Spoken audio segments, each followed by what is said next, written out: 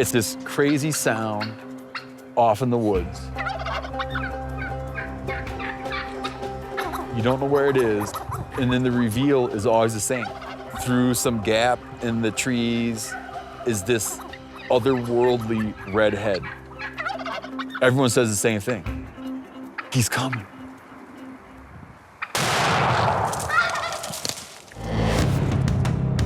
I'm Steven Ranella. To me, hunting isn't only about the pursuit of an animal. It's about who we are and what we're made of. I live to hunt and hunt to live. I am a meat eater.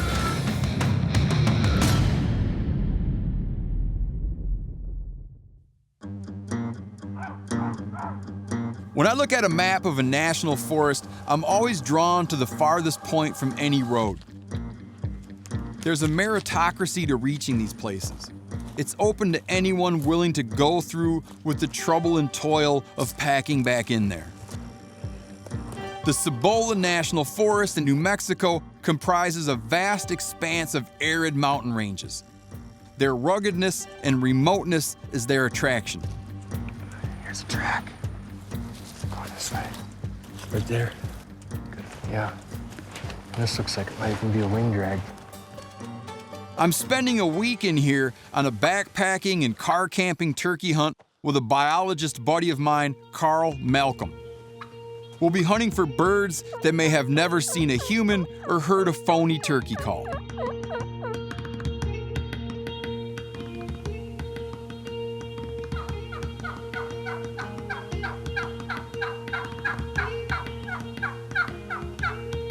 Be a dead gobbler.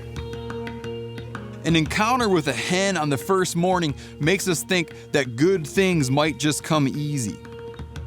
In hunting, you know the importance of local knowledge or getting a tip from a buddy.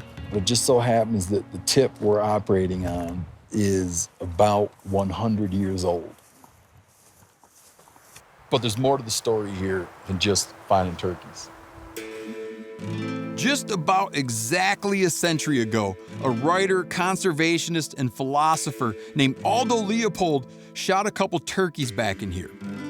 He is best known for his masterpiece, A Sand County Almanac, a book that was partially informed by his experiences here in the San Mateo Mountains back when he was a young man. As much as anyone, Leopold is responsible for how we think and act today as hunters and conservationists. It was his mindset that gave us the audacity and bravery to build the wildland systems that we have today in the United States. He proposed the creation of the first federally designated wilderness area, and he was instrumental in creating many of our national forests. He had many things he said. He has all these famous quotes. He's got as many quotes as like Ben Franklin. One of them was, "It must be a poor life that achieves freedom from fear." And he had another one where he said, "To what avail are 40 freedoms if there is no blank place on the map?" He got hired by the Forest Service at a time when Arizona and New Mexico were still a U.S. territory. In 1909, he made his way out west from Wisconsin. It was an important moment in American history. Up to that point, we still had wilderness in spite of our best efforts to tame it. Leopold could see that the onset of automobiles and the requisite roads were going to put wilderness into a tight spot. We'd have to make a radical shift and go from conquering wilderness to preserving it. A true conservative, he believed in conservation. He started thinking about the word wilderness from his experiences in this area. One of the things that happened to him during that time is he came into these mountains and did a lot of hunting, didn't find much, but wound up getting 2 turkeys with his rifle in the fall while he was hunting deer here. In a couple of ways, Karl's career resembles Leopold's. Both were born in the Midwest, and they came to the San Mateo Mountains to work for the National Forest Service.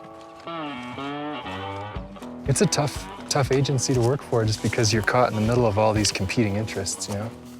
But at the middle of it, you've got almost 200 million acres of some of the coolest country left on this globe.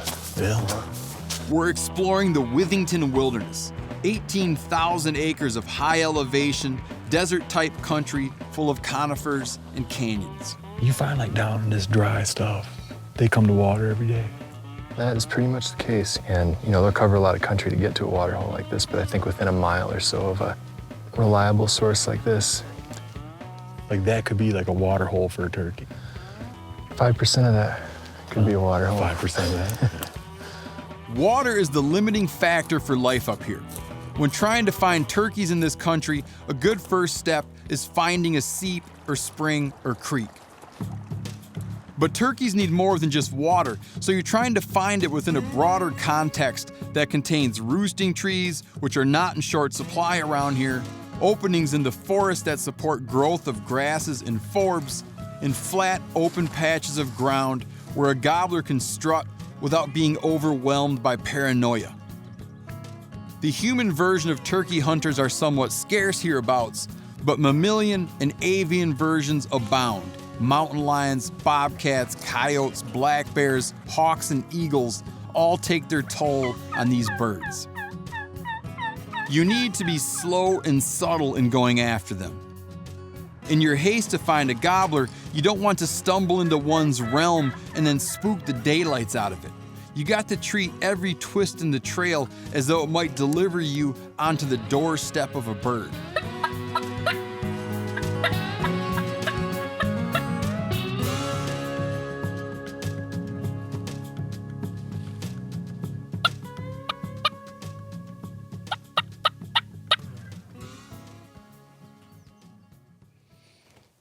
Well, that's a start. It's not a gobbler, but at least we called him a bird. I mean, that thing at some point in time hatched from an egg, and that egg had been fertilized by a gobbler.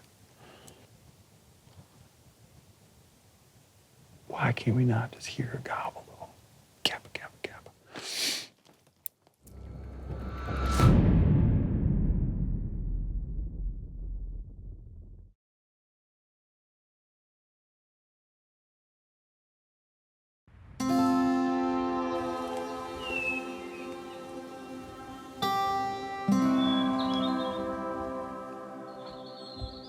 Aldo Leopold used to get up before sunrise.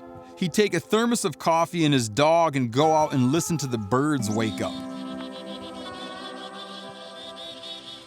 He kept a record of the time and order in which each species of bird would start their ritual of song that announced the new day.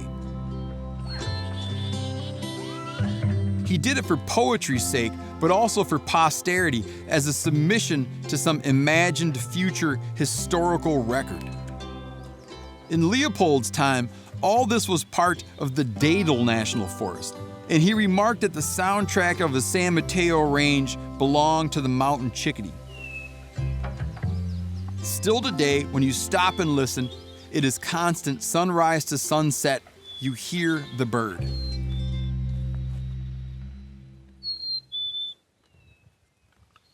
There was a peculiar scarcity of game in these mountains that Leopold noted in his writings. It's day 3 and our doubt is starting to creep in. From my perspective, this place is just too damn rugged. It seems like there's nothing in here that they'd like, but then again, it's hard to get into the mind of a turkey in order to find out what exactly they want from life. Here's a track. Right here. I at least know there's some hens down in here. But it's not terribly fresh. No, it's not fresh. Another morning of nothing but a scattering of sign and some skittish hens. Obviously, there's gotta be a tom in here. It's just a matter of finding him. Are there any spots that kind of open up a little bit more? No. I mean, this is like the most open. It's not real promising. I mean, there's a lot of droppings, but there's just not like... Yeah, it's not like blown out with activity. No. We're being guided by the map up and down basins, looking for places where all things that a turkey might need can be found in reasonable proximity.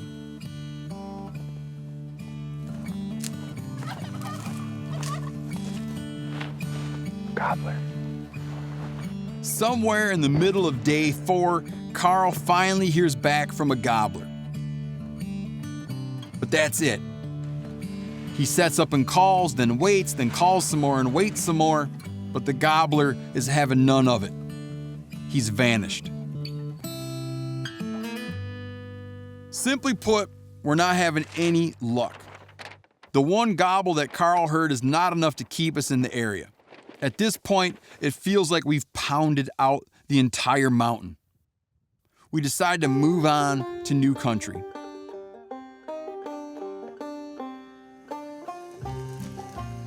So let's flip a rock over who goes up and who goes down canyon.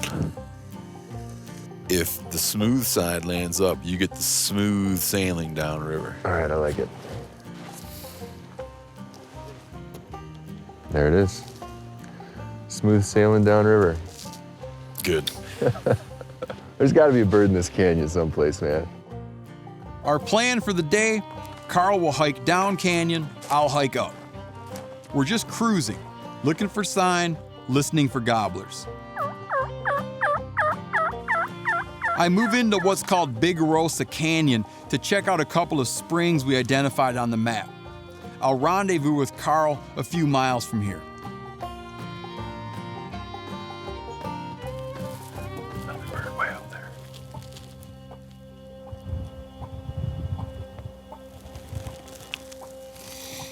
Another hen. When you're in a place with a lot of birds, you get that barnyard effect. Feathers, droppings, tracks going every which way. But here, like everywhere else that we've seen, the turkey sign is sparse. And what is here is days old. I'm over halfway done in the hunt, and it's just like, I don't want to say it's not working out, but it's just not working out. One of those springs, Fowler Spring, was dry as a bone, and the other spring, which is called Dry Spring, was dry. So now I'm just hiking all the way out of this Big Rosa Canyon. And there ain't turkey in here, man. I saw like one old dropping. And I'm just praying now I can get back up to the truck before dark because I'm out of water and this thing is bone dry. It's funny to think about that truck. It's like Leopold, and he just anticipated where the car was gonna lead us in terms of wilderness. I keep thinking it's funny to be in something that he was instrumental in creating, racing to get out to my car.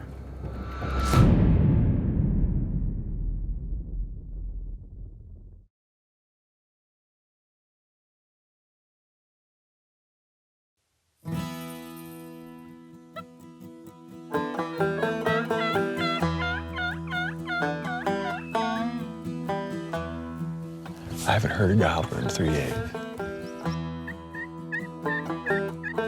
I'm in the Hail Mary phase of this hunt. I'm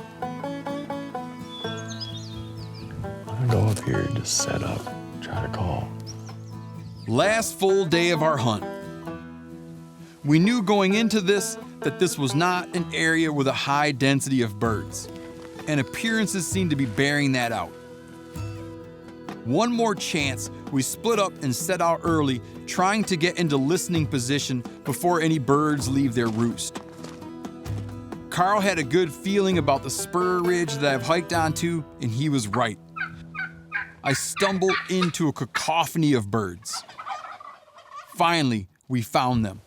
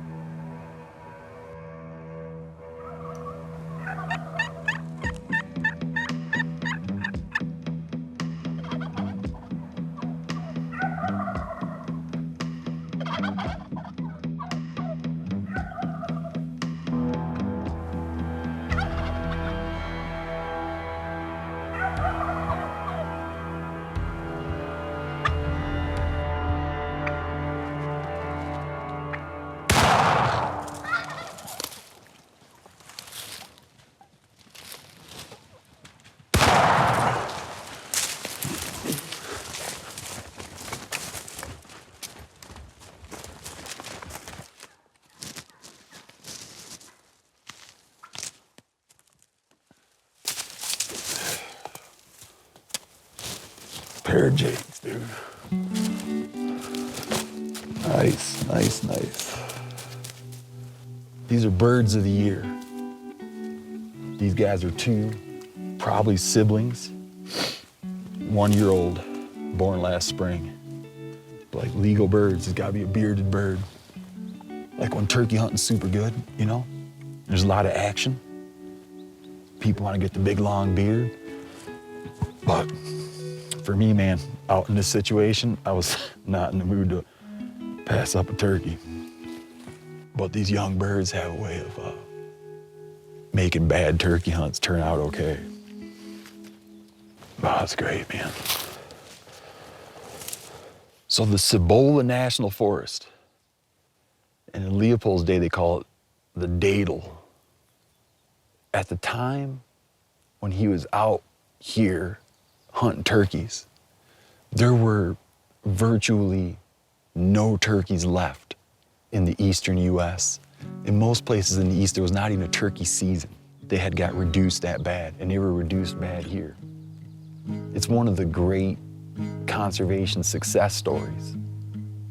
A way to sort of frame and think about conservation and turkeys and Leopold's legacy is that in a state like Wisconsin alone, they annually kill more turkeys than there were left in the US during the low days.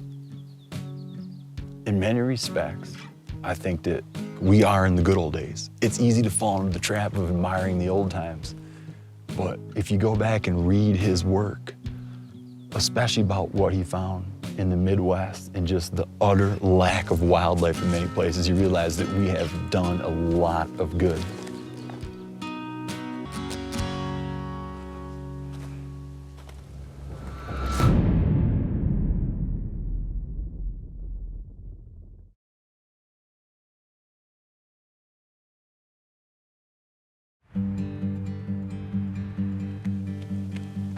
As my partner and I had designs on the black-tail bucks and festive gobblers which were supposed to inhabit the rough foothills surrounding our camp.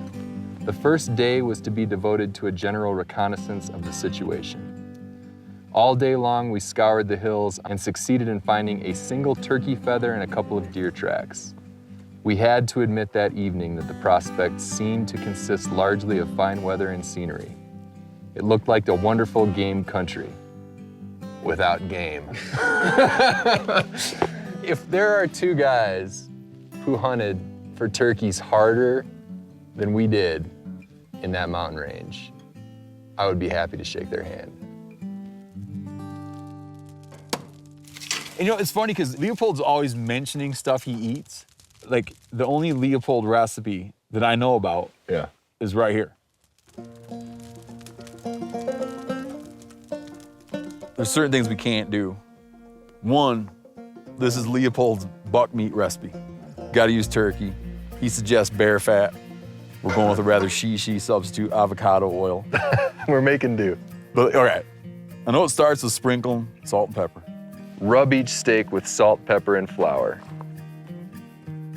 Throw into a Dutch oven containing deep, smoking hot bear fat and standing on live oak coals. Oh yeah. Fish out the steaks at the first sign of browning. Okay, we're gonna go a little different. I agree with him.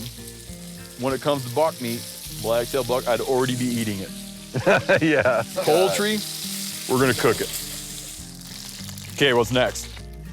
Throw a little flour into the fat.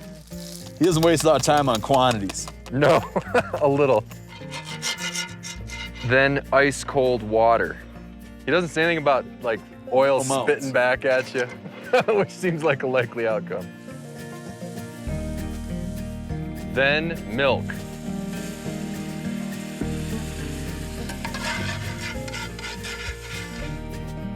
Lay a steak on the summit of a steaming sourdough biscuit and drown both in gravy.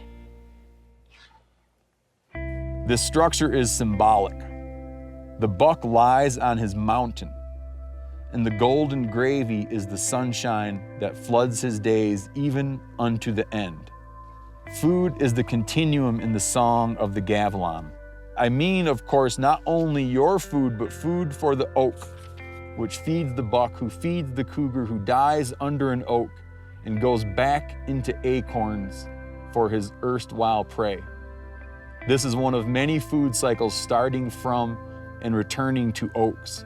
For the oak also feeds the jay, who feeds the goshawk, who named your river, the bear whose grease made your gravy, the quail who taught you a lesson in botany, and the turkey who daily gives you the slip.